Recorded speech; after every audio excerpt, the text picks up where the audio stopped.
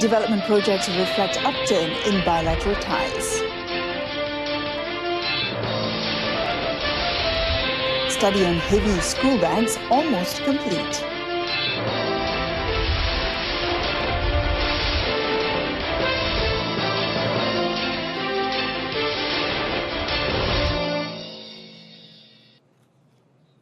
Hello and good evening. I'm Mohana Priya. Welcome to News on 2.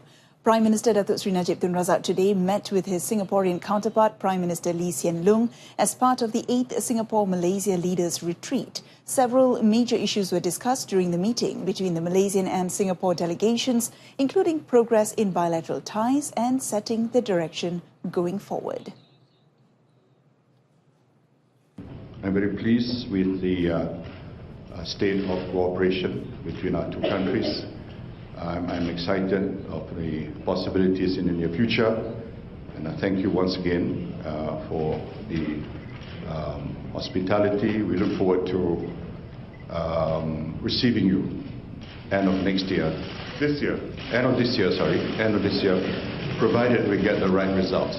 Meanwhile, Lee said the success of M+S Private Limited, a joint venture company between Khazanah National and Singapore's Temasek Holdings developing the Marina 1 project and Duo, a mixed-use development in the Ophir Rochor district, were touted as symbols of strong Singapore-KL ties. So we are doing a lot together in infrastructure, in education, in culture. There's also other security cooperation counter-terrorism, diplomatic cooperation. And we are constantly looking for new areas to better the lives of our peoples. It's a sign of our confidence in each other's future and our commitment to good relations with one another. So I thank the Prime Minister for visiting us and look forward to visiting Malaysia for the next retreat after probably their general elections. Next would be the joint project of the high-speed rail, which is expected to be completed by 2026, and the rapid transit system set for operation in 2024. Both sides also agreed to jointly develop the investment sector of Iskandar Malaysia by creating a more business-conducive environment. The Education Ministry is confident the issue of school children hauling an impossibly heavy school bag to and from school will soon be a thing of the past. Deputy Minister Datuk P. Kamalanathan said the ministry is in the midst of completing a study which involves finding a proper solution to the issue before it's presented to the Education Minister Datuk Sri Madsri Khalid. Datuk Kamalanathan also advised teachers to be more considerate and let the children bring only the necessary books to school. Kadang-kadang di sini bagnya buku bukan yang berat, buku bagnya berat kerana ada roda, ada handle, dia yang berat. Bukunya beberapa saja. So kadang-kadang untuk kemudahan dia bawa bag tu. So tapi kita masih memantau, kita masih menunggu laporan terakhir atas kajian yang sedang dilakukan. Datuk Kamalanathan said this after officiating the opening of Sekolah Jenis Kebangsaan Kamil SJKT Ladang Bukit Serampang, Johor. Actor and director Datuk Farid Kamil Zahari pleaded not guilty today to 4 charges at the Petaling Jaya Magistrates Court, which stemmed from an incident last Thursday where he allegedly slapped a policeman and kicked another person. The accused claimed trial to all 4 charges when they were read out to him before Magistrate Nur Arifin Hisham. Datuk Farid, 37, was charged under Section 323 of the Penal Code with assaulting Police Constable Muhammad Nizam Jamaluddin and civilian Ashraf Ahmad, which is punishable by jail term of up to a year, a maximum fine of 2,000 ringgit or both upon conviction.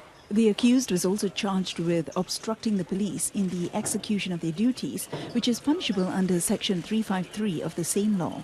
Prosecutors further proffered an additional charge for disorderly conduct under Section 90 of the Police Act, which attracts a maximum sentence of 6 months imprisonment, a fine, or a combination of the two upon conviction.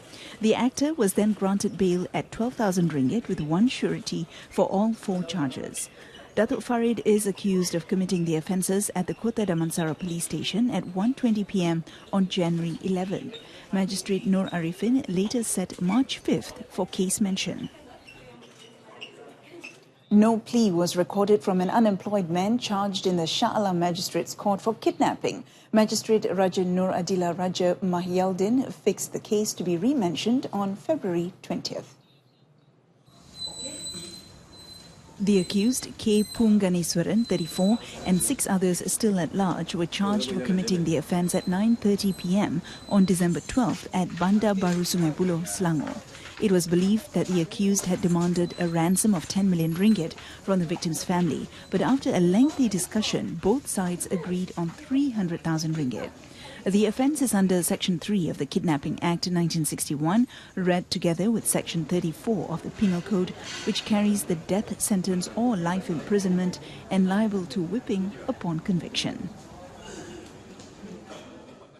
The Port Dickson Magistrates Court has fixed February 14th for re-mention of a case involving a man charged with the kidnapping and murder of a car wash centre owner in September 2017 while waiting the forensics and chemistry reports.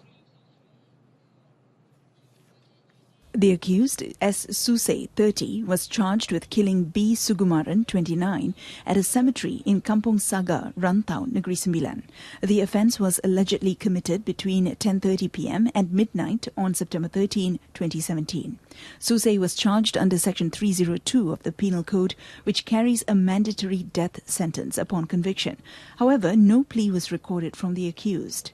On September 13 last year, Sugumaran was reported missing from a premise in Ampangan, Seremban, before his body was later found buried at the cemetery.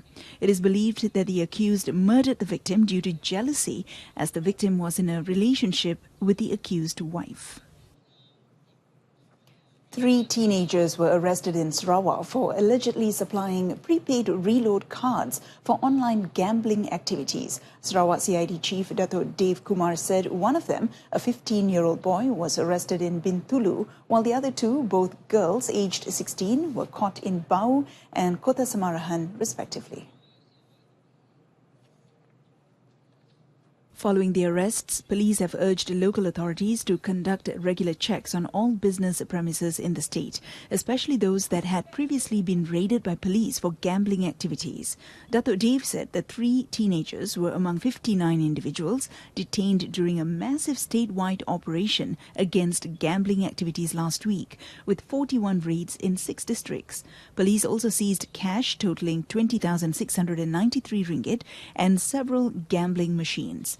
All suspects are being held and investigated under the Common Gaming Houses Act 1953. 3 houses in Kampung Surau Kota, Kota Baru, Kelantan were destroyed in a fire early this morning. According to head of Kota Darul Naim Fire and Rescue Station, Wan Muhammad Sharil Azizi Wan Said, his team received a distress call at 9:30 a.m.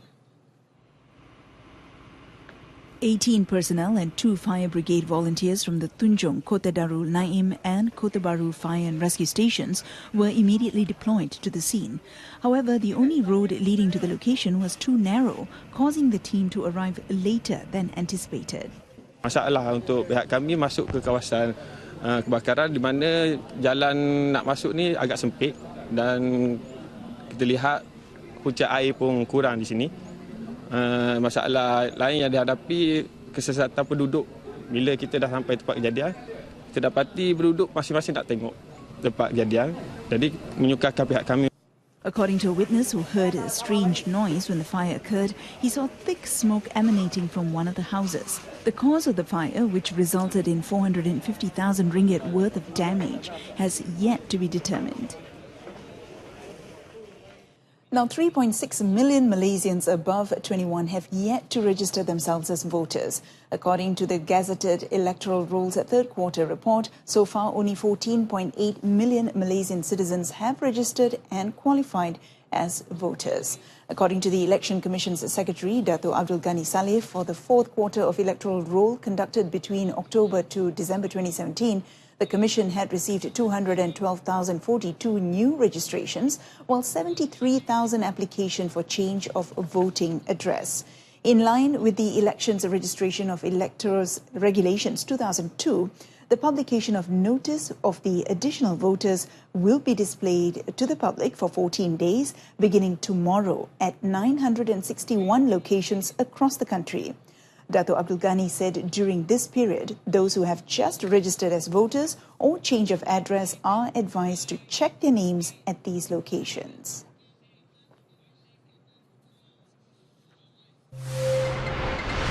Coming up next, the MBSB to fund 8 Rumah Wit projects. Stay with us.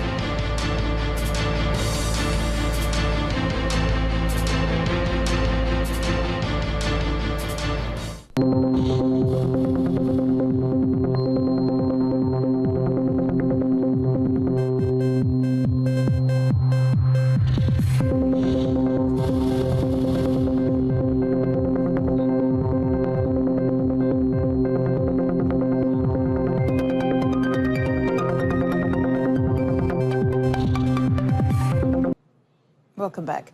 Datuk Sri Najib Tun Razak today confirmed that the forensic audit and police investigation into land worth 200 million ringgit belonging to the Federal Land Development Authority, Felda, in Jalan Semara in Kuala Lumpur would proceed, even though the agency had reclaimed ownership of it. On his Twitter page today, the Prime Minister said he was glad that Felda's land in Jalan Semara has been returned without any cost, although he added that the forensic audit and police investigation will continue. Yesterday, Felda Chairman Tan Sri Syarif Samad confirmed that the agency had reclaimed ownership of the land at Jalan Semara from Synergy Promenade Sendirian Berhad at no cost. Ownership recovery of all 16 plots was obtained through a Memorandum of Understanding signed between Felda and MBSB at Felda's headquarters. Malaysia Building Society Berhad MBSB is planning to roll out up to 700 million ringgit in financing for the development of 8 more Federal Territories affordable housing or Rumah Wit projects. President and Chief Executive Officer Datuk Sri Ahmad Zaini Othman said the total gross development value or GDV of these projects would be 2 billion ringgit. So we are very cautious as well in undertaking such programs, but we also see opportunities in terms of certain pockets of development, normal development, affordable housing, for instance, like this. I think we will still continue to support.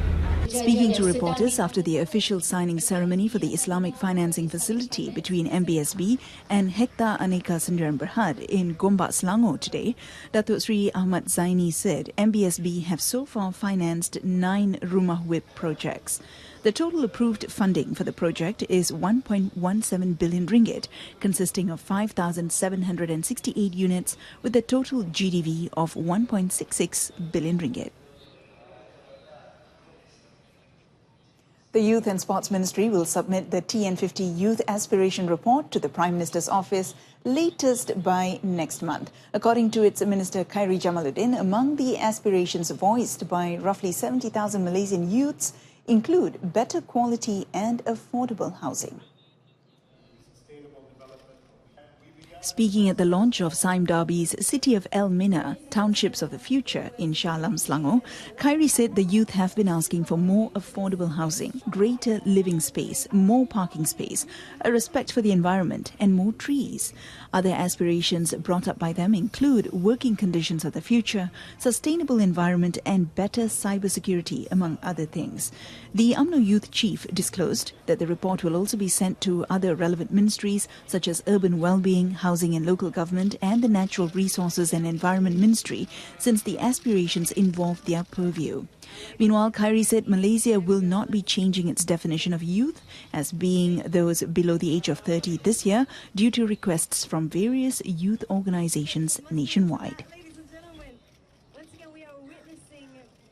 Radio Television Malaysia RTM should make full use of the latest technology available in order to improve and be more competitive in the broadcasting world. This is vital as the country moves towards digital terrestrial television or DTT, moving away from analog and radio wave technology in line with the global digitization trend. Broadcasting Department Director General Dato' Abu Bakar Abdul Rahim said, along with embracing digital technology, RTM must also improve its program content to provide high-quality viewing. Kandungannya lebih fleksibel, itu yang saya maksudkan nanti bila komponen media sosial dapat disatukan menjadikan satu program RTM. Dari segi flexibility dia. Satu cara untuk kita menambah baik program kita adalah kita dapat mengeluh pandangan, cadangan, dan cadangan ini datang daripada luar ataupun daripada anggota sendiri. Speaking at the department's monthly assembly, Dato' Abu Bakar also reminded RTM staff to be prepared in facing the upcoming 14th general election. He added that RTM's staff are responsible to ensure that they convey the correct and verified information to the public in order to counter the many fake news and negative perceptions trend on social media these days. That concludes this evening's News on 2. In our top story today, development projects reflect upturn in Malaysia-Singapore ties. Join us again at 12:30 tomorrow afternoon. I'm Mohana Priya. Thanks for watching.